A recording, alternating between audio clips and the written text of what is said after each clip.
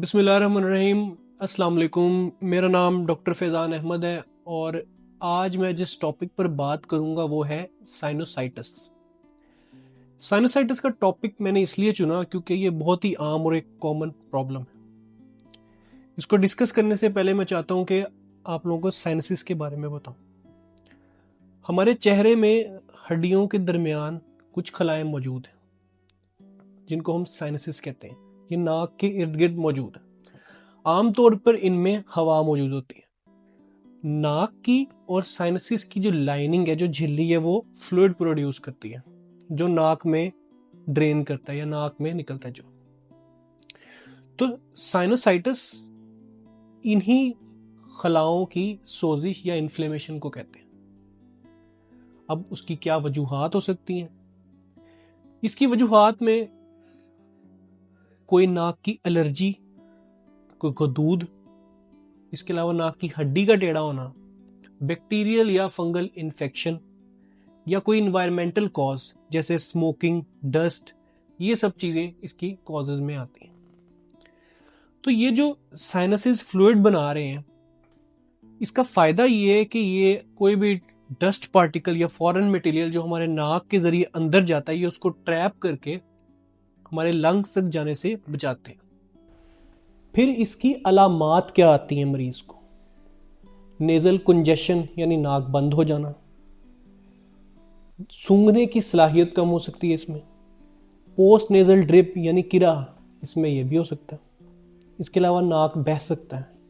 फिर हेडेक और facial pen भी इसकी अलामात में शामिल है। तो ये सब चीज़ें साइनोसाइटिस के अंदर ये अलामात मरीज को जाहिर होती हैं। फिर इसको डायग्नोस कैसे किया जाता है? एक तो मरीज की अलामात यानी कि उसके सिम्टम्स की बेस पे उसको डायग्नोस किया जाता है। इसके अलावा एक चीज़ की जाती है जिसको कहते हैं नेजल एंडोस्कोपी, यानी कैमरे के ज़रिए मरीज़ के नाक का मुआयना किया जाता है। और अगर 4 से 6 हफ्ते इलाज के बावजूद सिम्टम्स परसिस्ट कर रहे हो तो ऐसे केस में फिर सीटी स्कैन की तरफ भी जाया जा सकता है। अब इसके ट्रीटमेंट के ऊपर बात कर लेते हैं। इसका मेडिकल ट्रीटमेंट है और एक सर्जिकल ट्रीटमेंट। लेकिन मेडिकल ट्रीटमेंट बताने से पहले मैं आप लोगों को कुछ जनरल मैयर्स बताना चाहता हूँ जिनसे हम अद्वियात वगैरह से बच सकते हैं, जिनमें बेड रेस्ट शामिल है, अच्छी हाइड्रेशन, स्टीम यानी भाप लेना, इसके अलावा नेज़ल इरिगेशन यानी नमक वाले पानी से नाक की सफाई करना, ये सब शामिल है। और कुछ डीकंजेस्टेंट नेजल स्प्रेज भी इसके अंदर यूज़ किए जाते हैं, उनका भी बड़ा इसमें शॉर्ट टर्म रिलीफ के लिए एक अच्छा रोल है। फिर अगर तो साथ बैक्टीरियल कॉज है तो एंटीबायोटिक का कोर्स करना भी लाजमी है। और सर्जिकल ट्रीटमेंट में मैं ये बात ज़रूर करना चाहूँगा कि आजकल जो एक मॉडर्न सर्जरी चल रही है जिसको हम फेस कहते हैं, यानी फंक्शनल एंडोस्कोपिक साइनस सर्जरी, इसमें कैमरे के ज़रिए मरीज़ के नाक के रास्ते के थ्रू साइनसिस को ओपन किया जाता है। कोई गदूद हो या इन्फेक्शन हो या साइनसिस ब्लॉक्ड हो, उनको क्लियर किया जाता है।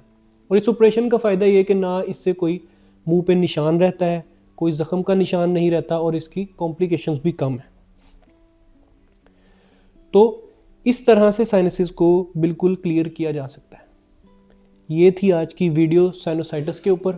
उम्मीद करता हूँ आप लोगों को पसंद आई होगी और इस वीडियो को लाइक, कमेंट और सब्सक्राइब चैनल को ज़रूर करें ताकि ऐसी मज़ीद वीडियोज़ आपके सामने आती रहें और मैं ऐसी वीडियोज़ आपके लिए बनाता रहूँ। शुक्रिया।